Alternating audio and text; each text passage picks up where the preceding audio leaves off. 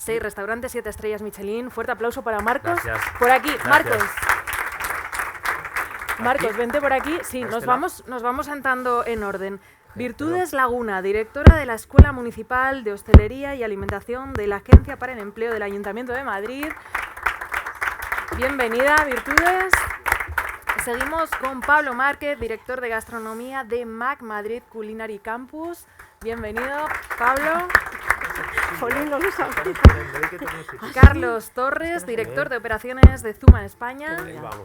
He venido a última hora y no me di cuenta tampoco ni de Cierra qué, esta con quién mesa estaba, Jesús ni nada. Moreno, director territorial, centro en ADECO. Y os modero yo misma. Voy por aquí. Bueno, ¿cómo estáis? Bienvenidos a todos. Me hace muchísima ilusión moderar una mesa de sala porque, como decía antes Andrés, siempre hemos puesto el foco en los cocineros y ahora es momento de ponerlo en la sala, que es fundamental. Y me gustaría empezar contigo, Marcos. Tú lo ves en un grupo con 6 restaurantes, decíamos. ¿Es un tema, te encuentras falta de vocaciones? ¿Hay de todo? ¿Hay perfiles con vocación? ¿Otra gente de estos que dices pasaba por aquí? ¿Cómo lo detectas? Bueno, lo primero quiero agradecer a Tapas la invitación y está siendo una mañana muy formativa para mí. A ver, no sé si te escuchamos bien. Sí. Y darle la enhorabuena también por este 10º aniversario. Y en cuanto a la pregunta que me formulas, bueno, pues yo quiero, a mí me gusta... Te van a pasar los compañeros el micro porque así ¿Sí? te escuchamos bien. ¿Aquí? Vale. Me gusta pensar y seguir creyendo en la formación emocional de todo nuestro grupo humano y creo que ahí en la sala tenemos un nivel diferenciador muy importante, ¿no? Las personas de las que nos rodeamos dentro de nuestro ámbito de trabajo en los restaurantes son todo gente muy joven y tenemos un poco de todo, ¿no? Hay gente con vocación por aquello en lo que hace y bueno, pues luego hay otra a la cual le cuesta mucho más integrarse dentro del grupo humano, ¿no? del restaurante, ¿no? Es ahí donde tenemos que hacer hincapié en el tema formativo, ¿no? En cómo hacemos que esas personas con un poco menos de interés se nutran de a dónde queremos llegar y de esos objetivos que nos marcamos dentro de cada restaurante que tenemos, ¿no? Bueno, yo creo que la formación es fundamental, pero no solo en el ámbito de la sala, sino en cualquier ámbito profesional, ¿no? en esta sociedad en la que vivimos, ¿no? Quiero seguir pensando, por ejemplo, os quiero hablar de la casa madre, ¿no? de donde nace un poco todo dentro del grupo, ¿no? que tenemos, ¿no? La organización y la programación para nosotros es fundamental y establecemos periódicamente una vez al mes siempre con temas interesantes para los miembros de los equipos. Pueden ser como la última que hemos hecho alrededor del caviar, con una masterclass del caviar. En Marbella, al equipo de sala, 2 veces en semana tenemos una profesora de inglés para que los chavales entiendan que es muy, muy importante de cómo nos dirigimos y cómo nos comunicamos con nuestros clientes. Y yo creo que la formación, primero para mí, egoístamente, sigue siendo un punto diferenciador fundamental y bueno, y agradecer muchísimo a todas las escuelas de hostelería que tenemos alrededor nuestra, que también nos ayudan un montón con el grupo humano y con esos alumnos que vienen a hacer las prácticas con nosotros y bueno, pues me gustaría pensar que la inteligencia artificial nos va a ayudar en un montón de campos, pero que la parte emocional que a mí tanto me gusta y que tanto me apasiona, ¿no? de gestión, nos va a seguir diferenciando de lo bueno de lo menos bueno, ¿no? Nada más. Virtudes, en la agencia de empleo tú sí que te encuentras en este caso con perfiles muy distintos. Cuéntame. Sí, desde la Agencia para el Empleo pues se ha creado esta escuela que llevamos en marcha desde más o menos el mes de febrero y lo que ha intentado es desarrollar un modelo formativo distinto al que hasta ahora había, porque pues eso, conocemos los ciclos formativos que hay a través del sistema educativo, los de grado medio, los de grado superior, pero es verdad que las personas que se acercan a estos estudios son personas que ya tienen una mínima vocación, quieren estudiar quieren formarse en esa ocupación para trabajar de ello. Nosotros lo que hemos intentado es conseguir que personas que nunca se han planteado trabajar en el sector de la hostelería, formándoles, dándoles una formación, una cualificación básica con 1 mes y medio de formación más o menos, que puedan tener un puesto de trabajo, que al final, bueno, pues las personas que están buscando empleo, o bien ya tienen una cualificación y lo que quieren a lo mejor es mejorar esa cualificación pues para encontrar un mejor puesto de trabajo, pero hay otras personas que a lo mejor no tienen una cualificación específica, han trabajado, tienen experiencia, pero no tienen no tienen unas competencias que realmente puedan incluir en su currículum y que sean especializadas. Entonces, nosotros lo que intentamos es atraer a personas que están desempleadas, que necesitan trabajar y que le vamos a ofrecer esa formación cortita, intensiva y que les vaya a permitir conseguir un puesto de trabajo, porque un poco intento explicar el modelo para, bueno, pues que como es tan novedosa también la creación de estas escuelas, intentamos ponernos primero en captar a empresas que tengan necesidad de cubrir puestos de trabajo en hostelería. Me voy a centrar más en la parte de sala y barra y no en la de restauración, porque es verdad que un poco abarcamos todo, pero bueno, pues nos ponemos en contacto con estas empresas que tienen necesidad de realizar una contratación, diseñamos unos contenidos formativos, una formación específica para ellos, pues porque que se adecúe realmente al puesto de trabajo que luego van a desarrollar.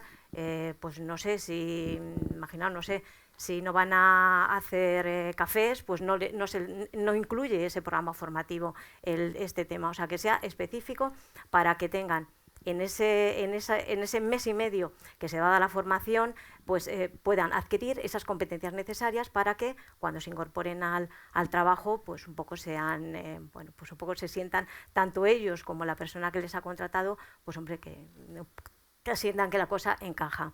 También lo que hacemos es que, aparte de ese mes y medio de formación, hacen también prácticas en esa empresa durante unas 50 horas, que les permite también a las dos partes pues ver un poco, bueno, pues como primero, pues si les va gustando a los alumnos, un poco se sienten realmente bueno, aplicando esos conocimientos que han adquirido, y luego por otro lado, pues el empresario también puede ver cómo se desenvuelve. Entonces, un poco sí quería, pues eso, que dar a conocer aquí ese modelo un poco diferente. Entonces, por lo que detecto, no es un tema 100% vocacional. Entonces, ¿por qué esa imagen, entre comillas, denostada? Igual es porque lo que se ha vendido también durante mucho tiempo, ahora voy contigo, Pablo, es ese sacrificio, esa imagen, digamos, de héroe agotado que lo da todo. Voy saltando de uno en otro porque como somos muchos, es más, os voy a pedir respuestas más breves porque así tocamos muchos temas. Os decía eso, si hay vocaciones, si hay ganas de servir, ¿por qué esa percepción de trabajo denostado? Yo, por ejemplo, la experiencia nuestra, los cursos de cocina se llenan con mucho menos dificultad y los de camarero no había manera de llenarlos. Le hemos tenido que cambiar el nombre y así inventándolo le ponemos, a lo mejor es atención al cliente en el servicio de barra y sala, y el cambiar solamente el nombre del curso pues hace que haya muchas más inscripciones. Madre mía. ¿Qué detectas tú, Pablo? Es verdad que en este sentido, en vuestro campus es un público diferente al de Virtudes, ¿no? Sí que es gente que va específicamente a formarse con una vocación previa. Como el suyo. Y además coincide que estamos colaborando en un proyecto y vale. Ratifico la emoción por parte y el interés por parte de estos alumnos que hacen un pequeño módulo, y tuvimos la oportunidad que nos han permitido participar dentro de un micromódulo, hablando un poquito de la parte un poco diferencial de MAC, que es la parte de gestión empresarial, ¿no?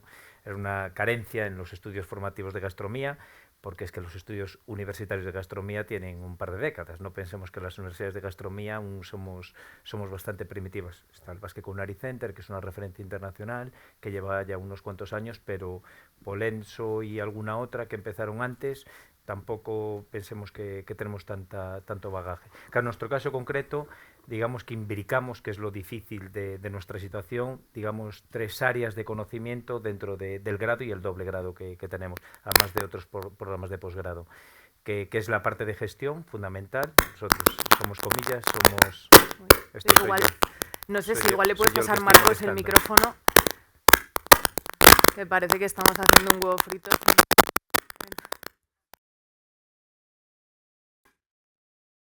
Sí, hable que, bueno, como es pequeñito y nos escuchamos todos, Digo, que... la parte de gestión que es fundamental para nosotros y es donde profundizamos un poquito más.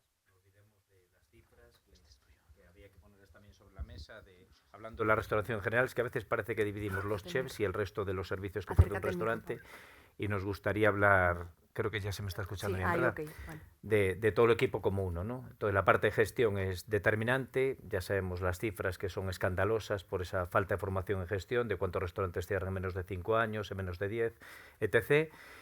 La parte de conocimiento del producto, un poco también hablando de esta parte del pequeño productor, hay que conocer el producto antes de trabajar con él, y la parte, vamos a decir, de los oficios dentro de la gastronomía. Yo quizás discrepo, matizo un poco lo que decías, bueno, no tenemos tantos problemas en cocina, hay más de cocina, siguen siendo insuficientes, se siguen necesitando, parece mentira, pero muchos cocineros, hoy vamos a hablar de la sala, lógicamente, y seguro que hay, quizás las cifras atestiguan que tenemos más necesidad, pero también están faltando cocineros. Lo mismo, cualquier persona cualificada dentro del sector se hace cada vez más necesaria. Y esto es un problema que llevamos arrastrando desde 1999, nacen los congresos de gastronomía, suben allí la gente, los chefs, y se olvidan de subir un camarero con ellos encima del escenario. Y esto ha arrastrado todo lo que conlleva hasta el día de hoy la situación, seguramente. ¿Y qué opinas de esa percepción que yo te comentaba, de esa mala calidad de vida, entre comillas, que se vendía? Bueno, pero son muchos... Bueno, pero en general en la hostelería, no vamos a decir los camareros, los cocineros eran una frase que me impactó, que me dijo el padre Pepe Soya, padre que en paz descanse, un día hace muchos años comiendo en su casa personal, y me dijo: Pablo, es que los cocineros son desertores del arado. Me impactó muchísimo aquella frase, de cómo él, hablando un poco de la historia de Casa Soya, se iban a celebrar los 50 años y tal, y me quedé impactado con aquella metáfora que utilizó, y que era muy realista en la Galicia profunda de aquellos tiempos, ¿no?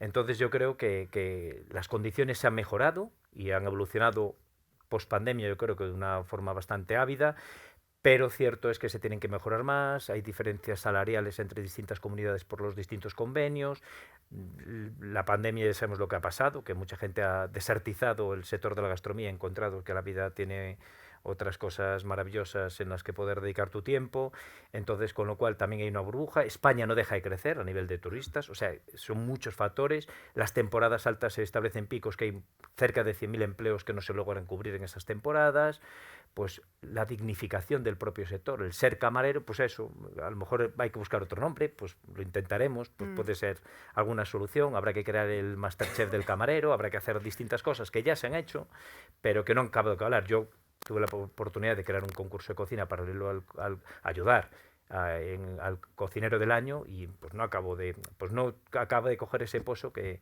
se necesita para que la sala tenga, pues le demos el valor que realmente lo tiene. Decía Marian, jefa de sala de Cenador de Amos, en el Congreso Host en Basque Culinary, decía: yo creo que falta creérnoslo. Y de hecho el otro día también escuché al cocinero de Caleña diciendo, y esto es un apunte, pero puede ser importante, la ficción. En la ficción no hay series de sala, no nos encontramos ni un thriller ni una telenovela donde el protagonista sea, por ejemplo, un sumiller o un jefe de sala. Siempre nos encontramos a un cocinero, como en The Bear, y al final son, bueno... son detalles que también animan a la gente, pero bueno, luego ahí nos metemos ahí. Me gustaría saludar a Carlos. ¿Cómo estás? Bienvenido. Y ver cómo lo hacéis en un grupo grande como Zuma, cómo se encuentra ese talento de sala y cómo se retiene, que es importante.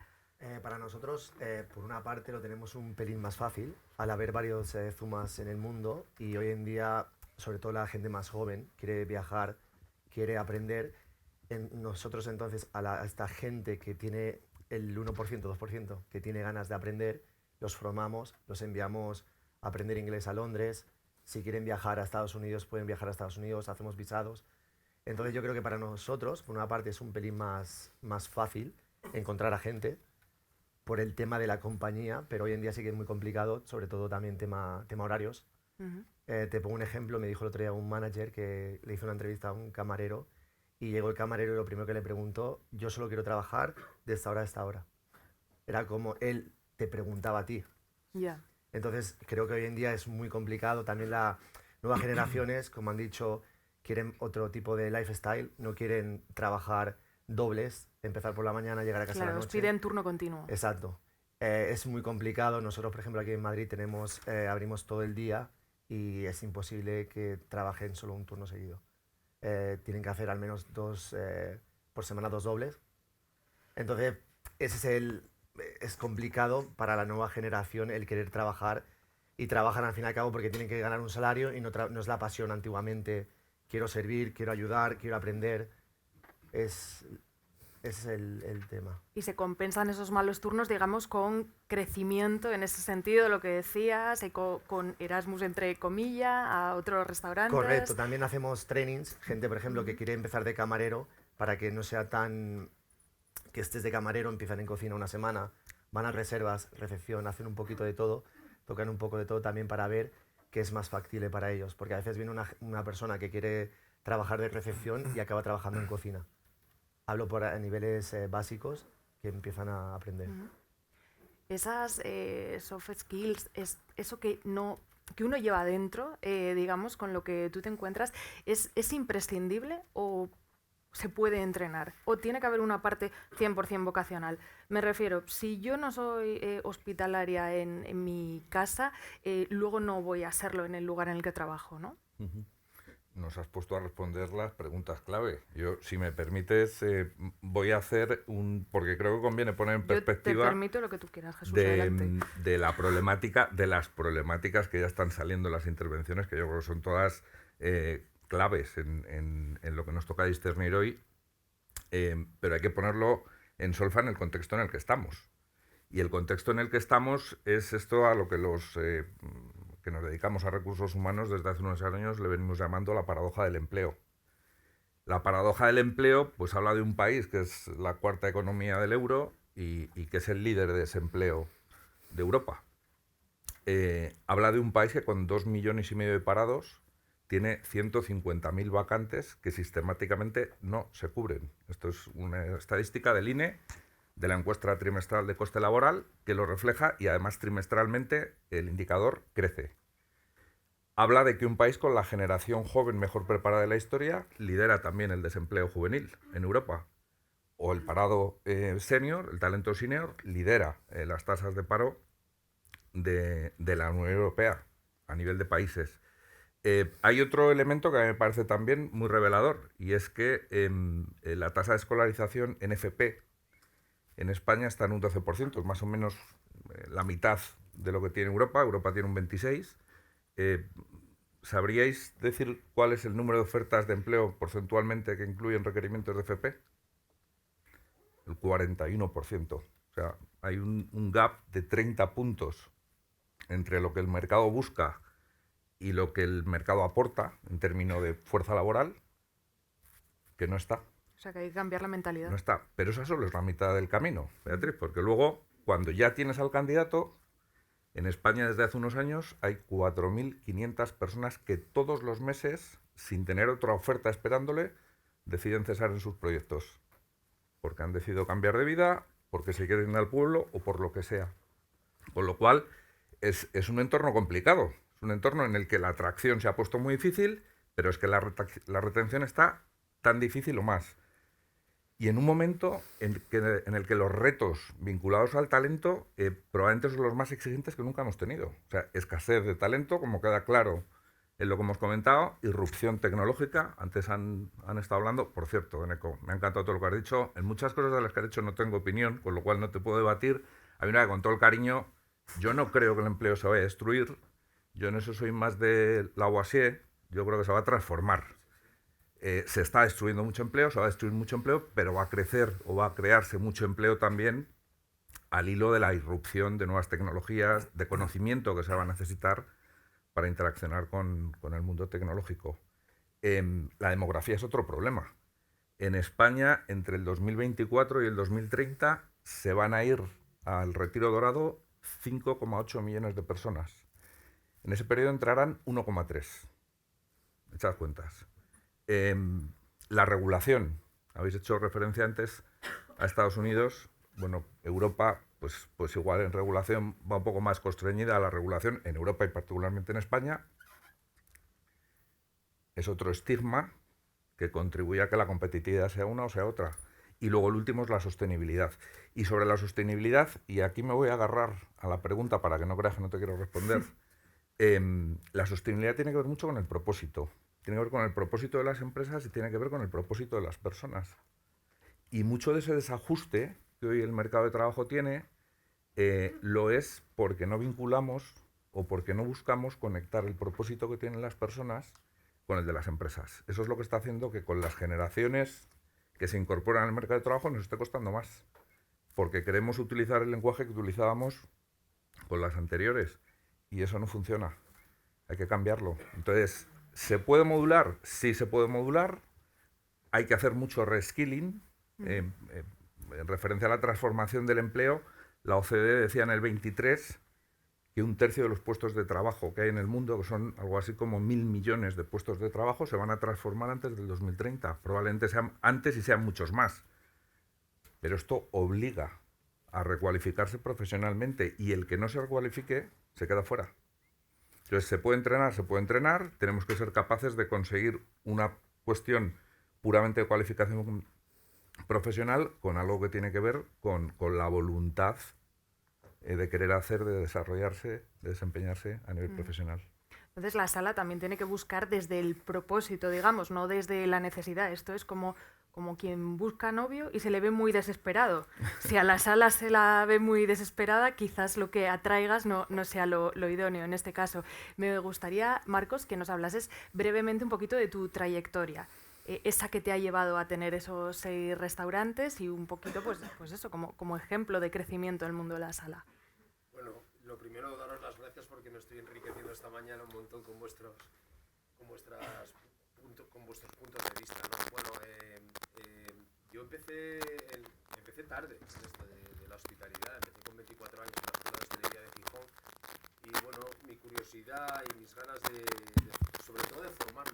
A ver, te estamos escuchando regular. Es verdad que esto es chiquitito y te escuchamos, pero para quienes te escuchen y sobre en todo streaming... las ganas de aprender y de formarme, ¿no? En un mundo como es el de la sala y el de ser camarero, que descubrí una profesión de la cual me enamoré porque, bueno, pues porque me hace sacar lo mejor de mí mismo, brindando, pues eso, felicidad y servir a los demás. Y bueno, después de la escuela de hostelería empecé a trabajar en restaurantes, hice las prácticas aquí en el Casino de Madrid con Paco Roncero y llevaba la dirección del Casino Ferran Adrià en aquella época.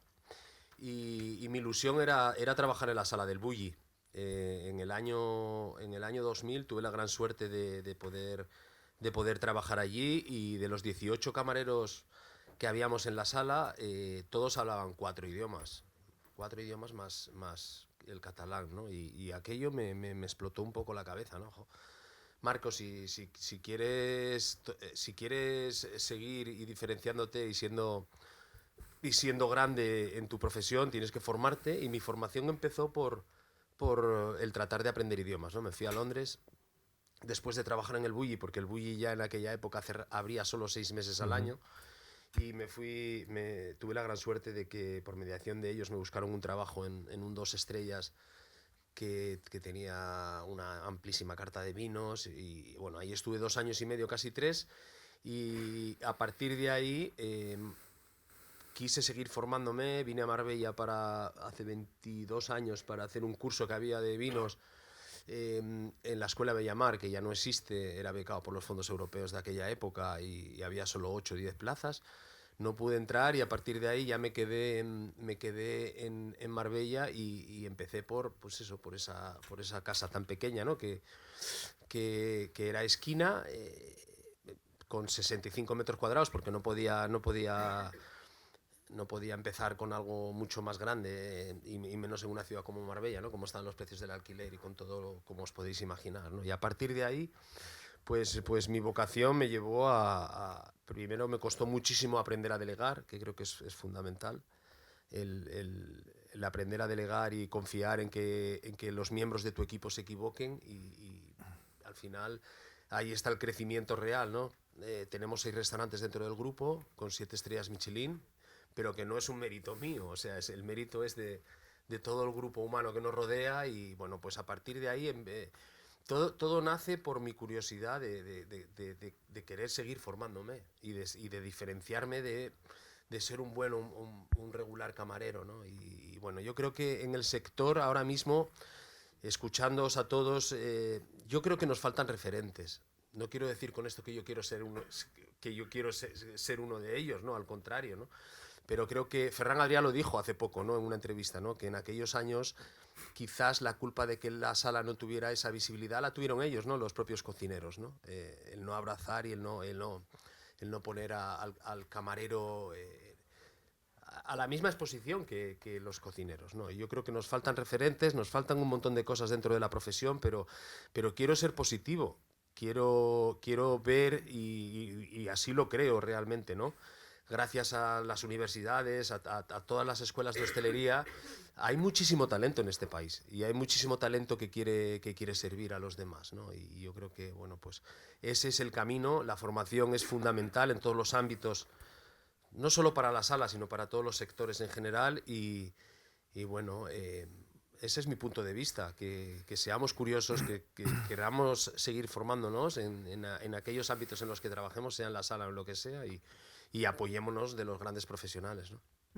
Me imagino que le conoces a Juan Mediavilla, toda una vida en la sala, tiene un libro, El camarero feliz, que eso es fundamental, ¿no? Tampoco igual hace falta, es fantástico crear un gran grupo, pero uno puede estar toda la vida detrás de la barra de un bar que ni siquiera sea suyo y ser plenamente feliz. ¿Creéis que igual eso se ha vendido también esa idea, estar siempre enfurruñado, enfadado, de quejarse y oye, uno puede disfrutar y mucho con su trabajo, quien queráis, realmente fluir? Nosotros, por ejemplo, tratamos mucho de trabajar con ello, de cuando el staff viene a trabajar, que estén bien, que estén cómodos. Hacemos, por ejemplo, un montón de team buildings, que creo que es súper importante hoy en día para el staff. Conozco muchos sitios que no hacen nada de esto y funciona mucho, sobre todo entre ellos, a que la cocina, la sala, el bar, recepción estén más unidos. Al año hacemos 3 o 4 team buildings, nos los llevamos a cualquier sitio, hacemos un montón de actividades y yo creo que eso es súper importante también para que el staff vaya contento. Y más hoy en día que lo que buscan es trabajar poco y ganar mucho. Ese es uno de los mayores también problemas que tenemos. Y quiero hacer hincapié, para nosotros es difícil hoy en día porque hay camareros que prefieren irse a trabajar a Mykonos, Ibiza, 3-4 meses, ganar lo que gana una persona en 12 meses y luego estar 6 meses, 7 sin hacer nada. Entonces eso es muy complicado también hoy en día, lo digo por Zuma, tener este tipo de gente que quiere trabajar solo 4 meses, facturar lo que se hace en 12 y luego no hacer nada más. Ese es uno de los mayores problemas que tenemos ahora mismo nosotros. Pero son ideas distintas, ¿no? Digamos, eso es lo que hay que venderle al Correcto. trabajador. Entonces nosotros vendemos y vendemos el crecer en la empresa, el empezar de abajo y luego el llegar y estar contento.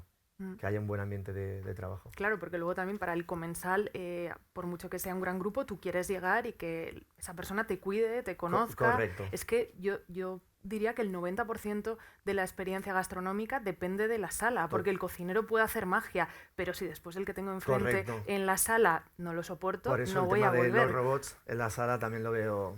Bueno, son cosillas de Eneco. El año que viene volvemos y lo hablamos. Sí, si me permites, y por unirlo, y lo primero que no te di las gracias, Adrián, por invitarme y feliz cumpleaños a todos los que hacéis tapas. Hablando de humanos como referencia, que utilizaba la expresión Adrián, hablaba Eneco de eficiencia, productividad y personalización. Eran las 3, ¿no? Los 3 códigos que aportaste en tu intervención.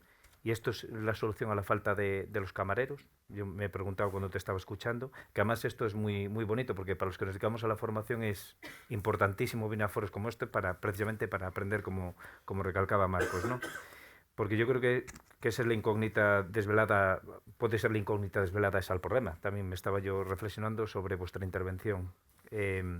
Claro que hay muchos más factores, porque para mí, de lo que has dicho, la personalización, y hablando en términos de sala, no es la empatía. La productividad no es la artesanía y la eficiencia no es la eficacia. Entonces yo creo, esto lo apunto ahora ahí, pero viene un poco a la diferencial que se refería José Mari, que como él le gusta la poesía igual que a mí, claro, si aquí decimos de los que nos gusta esto, la alta gastronomía sabemos que es la punta de la pirámide, pero detrás se arrastran muchas más cosas. Yo soy un romántico como José Mari, entonces yo para mí la poesía es siempre tal, pero lo que vende, y yo lo que tengo que enseñar a mis alumnos, es que lo que vende es la narrativa. El que quiere dedicarse a la poesía, un talento descomunal, hay que apoyarlo, hay que seguirlo, darle todas las facilidades, pero no todo el mundo puede ser poeta, porque el talento, siempre hablamos, todo el mundo tiene talento. Bueno, pues yo en esto no quiero entrar aquí en charcos, pero depende a qué niveles, ¿no? La robotización avanzará, ya se ha utilizado en gastronomía y alimentación, siempre hablamos de la robotización y solo vemos los robots tal, pero no sé, los robots de cocina es robotización también, se llevan utilizando desde hace muchos tiempos. Y se usará sin duda cada vez más en los procesos de servicio, pero tardaremos yo creo que años en implementar pues toda esta parte de robotización que da respuesta al problema raíz. Y la pregunta es qué nos encontramos por el camino, porque las soluciones a corto plazo para este problema que estamos abordando hoy, yo sinceramente no las veo desde nuestro punto de vista. Y refiriéndome a lo que decía José Mari, lo diferencial, yo también lo veo desde otra perspectiva, que es que el cliente activo es el que determinará realmente el valor de la obra, como cuando uno se enfrenta a cualquier otra disciplina artística. Entonces, sin conocimiento por parte de este interés, dará igual si el autor es el chef, el sommelier, el camarero, es decir, el equipo de la sala o la IA. O sea, creo que lo diferencial, y esto tenemos que hacer un acto de reflexión cada uno de nosotros como clientes cuando vamos a un restaurante, es que aparte de esa parte diferencial humana que subrayabas, claro, creo que el cliente también tiene, digamos, tiene que comprometerse también, digamos, para poder apreciar la obra, porque si no todo esto de la IA, sí, la IA genera todo, y decíais que hay grandes talentos en la cocina tal, pues yo a lo mejor vino un poco como tú, tengo dudas de que eso vaya a ser muy diferencial en cuanto a técnicas, elaboraciones, que se degustan, intermedias, temas de gestión del propio restaurante. Entonces lo diferencial va a ser, si yo quiero apreciar una obra, tengo que creerme esto. Mira, pasaba en el Bulli, ¿no? La gente llegaba, y esto es una anécdota que cuenta, a veces me cuenta Ferran, y llegaba la gente y veía una técnica nueva, ¿no? En aquellos años maravillosos que todo era nuevo. Claro, hay una cosa que es una parte emocional que tiene que ver con la creatividad, que es una emoción creativa, que claro, si tú no sabes que eso es nuevo, pues el día que sacan la primera espuma, nadie entró, o el primer, no sé, bizcocho es bon, nadie entró ya en la cocina dando palmas. ¡Ostras, que habéis inventado la pólvora! Porque a lo mejor nadie sabía que era la primera vez que se están comiendo eso. Entonces, sirva esto de metáfora para saber eso, que yo creo que esa intencionalidad también tiene que responder un compromiso por parte del comensal, es decir, ese cliente activo que siempre defiende Andoni, ¿no? Cuando vas a Mugari, ¿no? ¿A qué te enfrentas, no? Pues hay un poco de responsabilidad también por parte de nosotros. Claro, el servicio de sala es un arte, el comensal lo tiene que saber valorar. En este caso, Jesús o Virtudes, ¿con qué os encontráis? ¿Con qué perfiles? ¿Alguno incluso que digáis, no sirves para esto? Esas habilidades, las soft skills que comentábamos. ¿Con qué perfiles y cómo hacéis esa selección?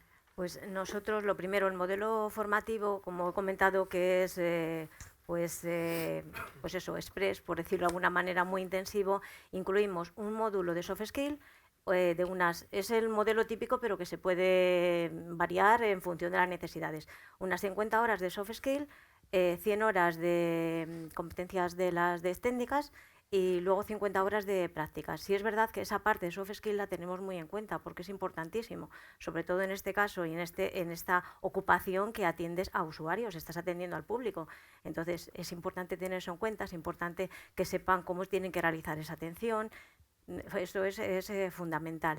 Pero tú ya ves en ese momento que hay gente que sí y gente que no, con ejemplos concretos me refería. Sí, porque durante ese mes y medio, lógicamente es una escuela que tiene el taller de restauración y tiene, tiene la parte de prácticas de cocina y la parte de prácticas de restauración. Ahí se valora no solamente la adquisición de los conocimientos teóricos, sino que solamente cómo esa persona, cada uno de los alumnos, pues lleva a cabo esos conocimientos que va adquiriendo, y la persona, el docente, pues ve cómo se va manejando, se puede aprobar o se puede suspender. La persona, el alumno que no llega a alcanzar pues el nivel adecuado, suspende. También puede ocurrir en las prácticas. Nos llevamos también sorpresas. Quizás a lo mejor, bueno, todos tenemos también que mejorar La escuela lleva en marcha poquito tiempo, pero es verdad que esa parte de actitud que se tiene que desarrollar durante la formación que están en la escuela, tenemos todavía que trabajarla más, porque bueno, pues a pesar de que se trabaja, a pesar de que se da la información al alumno, a la hora de llegar a las prácticas, al restaurante, a la entidad que sea, son 50 horas nada más, sí nos vemos a veces que la empresa pues bueno, nos traslada pues eso, ciertos comportamientos que es que te llevas las manos a la cabeza y dices, madre mía, pero ¿cómo ha podido hacer esto? ¿Cómo ha podido decir lo otro? Entonces, bueno, es importante que trabajemos en la labor de informar, de desarrollar, de dar importancia a estas soft skills que tienen que, lógicamente, que forman parte de lo que son las competencias, y luego también es muy importante que sepa la persona qué se va a encontrar, qué puesto de trabajo se le va a ofrecer, o sea, con qué condiciones, si va a ser a jornada completa, si va a ser a tiempo parcial, incluso llegamos también al nivel de bueno, pues remuneración que van a tener. Y, pues, a ver, estamos trabajando, que es verdad que a pesar de que bueno, que nos estamos esforzando en eso porque creemos que es importante, pues a veces te encuentras con desajustes que no te los llegas a explicar por qué, pero bueno, si ya te hemos comentado esto, como ahora has hecho lo otro, pero bueno, es así. Pero bueno, ¿se puede aprender todo, Jesús, o es necesaria una base mínima? Hay cosas que no se pueden aprender, que uno las lleva dentro. Yo creo que no hay que aprenderlo todo. Creo que en los tiempos en que corren y con las circunstancias que tenemos, mal haríamos en tratar de pedirle a la persona a la que queremos incorporar más cosas de las debidas. Nosotros, por ejemplo, en mi compañía desde hace años practicamos una metodología de selección que se basa simplemente en evaluar competencias, porque el resto son cosas que se pueden adquirir. El conocimiento se adquiere, para eso están las escuelas formativas. Nosotros también tenemos una que no hace competencias, con otros matices, pero también formando perfiles del mundo de la hostelería igualmente. Y lo que hacemos para invitar a esos alumnos que entrarán después y que participan, por supuesto, de manera gratuita, es simplemente chequear que tienen las competencias laborales que luego me van a pedir las empresas que me solicitarán esos perfiles. Eso, garantizar que la formación se les da después, que esto yo creo que es una cuestión más social, no solo depende de ellos, y asegurar que tienen la motivación, que tienen el interés por poder desarrollarse ahí, es fundamental. Mira, ahí no me quiero extender mucho, Beatriz, pero creo que hay un elemento, hay un disparador en España. Antes hablabais de que los problemas de escasez de talento venían desde principios del cambio de siglo. Yo creo que el COVID aceleró todo. En el COVID lo que ocurrió, os acordaréis, es que hubo sectores que echaron el cierre, la hostelería fue uno de ellos, la hostelería, la construcción, la industria, y hubo otros que vivieron su momento de mayor esplendor. La alimentación, la distribución, la logística, generaron cifras récord de contratación que nunca después han conseguido hacer, en el año 2000. Y lo que ocurrió es que hubo un cambio de gente que estaba trabajando en un perfil que nunca sabe que esto no cambiar y se movió a otro, se movió por necesidad. Y mucha de esa gente, cuando acabó el COVID y volvimos a la normalidad, no volvieron, se quedaron donde estaban. Eso ha generado un desajuste brutal, que ha habido sectores, la hostelería yo creo que es el ejemplo más claro, el más palmario, que nos han recuperado. Por eso nos faltan candidatos. No es que falten candidatos, porque seguimos teniendo 2,5 millones de parados. Lo que pasa es que no están donde estaban antes. Y este que yo creo que es el gran reto al que se enfrentan los empresarios, al que se enfrentan las empresas en este momento. Yo me refería también al alma, digamos, a ese intangible, decía al alma, ¿no? Decía Marian, que la citaba antes de Cenador de Amos, con una frase que creo que está en la Escuela de Hostelería de Madrid, decía, vale quien sirve. Por eso no todo el mundo vale, hay un tema de alma, de vocación, de humanidad. Tú, que tienes obviamente ese alma, Marcos, ¿crees que eso se puede aprender o que eso se lleva dentro? Bueno, yo creo que eso es la base de todo, ¿no? El querer servir, el querer agradar, ¿no? Y pensar bien, sobre todo pensar bien. ¿Se aprende ese cariño y esas ganas de agradar a los demás? Yo creo que en parte sí y en parte no, ¿no? Creo que en parte sí y en parte no, ¿no? Resaltar que al final el ser camarero nace de esa vocación, de ese agrado, de esa confortabilidad, que hacer que el comensal o que al cliente que estás sirviendo se sienta bien, ¿no? Y bueno, pues ahí las herramientas, o nos adaptamos rápido y nos vamos preparando para lo que nos viene, ¿no? Con todo, ¿no? Nos pasó que alguien pensaba hace 15 años que íbamos a tener estas cualidades a la hora de ejercer nuestra profesión dentro de la hostelería. Pues yo creo que no, ¿no? Y benditas condiciones, ¿no? El que hayamos podido lograr que los trabajadores, tanto de sala como de cocina, pues tengan un horario laboral justo, ¿no? Pues yo creo que con lo que nos viene a continuación nos va a pasar un poco igual, ¿no? Tenemos que adaptarnos rápido y bueno, pero quiero pensar que ese alma y ese cariño, ese intangible emocional siempre en la sala nos va a diferenciar, ¿no? Y el poder mantener eso, ¿no? Y Carlos, ahora yo no sé si lo detectas, pero ha cambiado el paradigma. Ahora en todas las empresas el trabajador, digamos, es quien elige. Cuando yo empecé a trabajar era, que te quiera ese medio de comunicación, pasa pruebas. Ahora al revés, ahora muchas veces las pruebas las pasa la empresa y el reto es luego retener el talento. Correcto, lo que he comentado. Hoy en día es complicado porque ellos te exigen lo que quieren.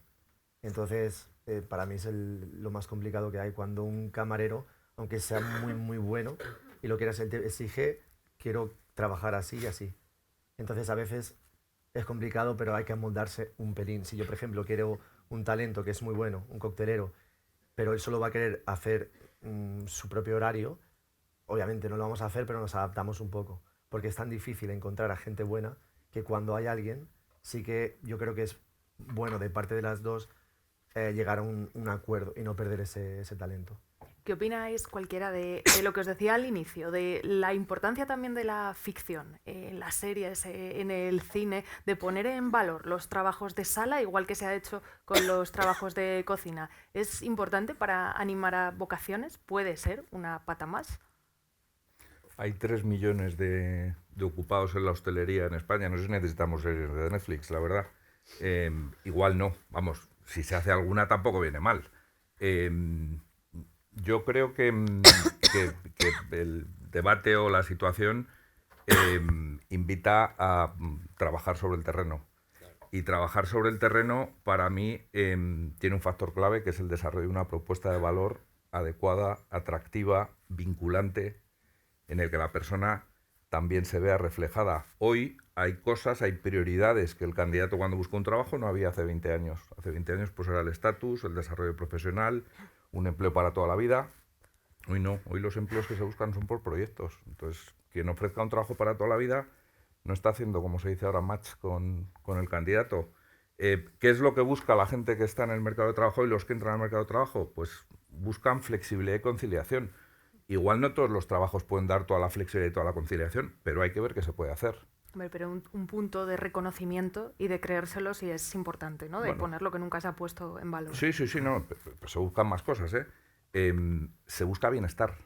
Hay que hablar del bienestar de la gente, la salud mental, que se ha convertido en un elemento del que todo el mundo habla y que mucha gente está afectada personalmente. El candidato quiere saber que la empresa le va a cuidar, que se va a preocupar de él. Hay que hablar de la formación y del desarrollo, del plan de carrera, pero no supeditado a un itinerario de promoción profesional para llegar a ser el jefe, sino de enriquecimiento, de crecimiento. Y luego la gente demanda mucho hablar de diversidad, de inclusión y de equidad.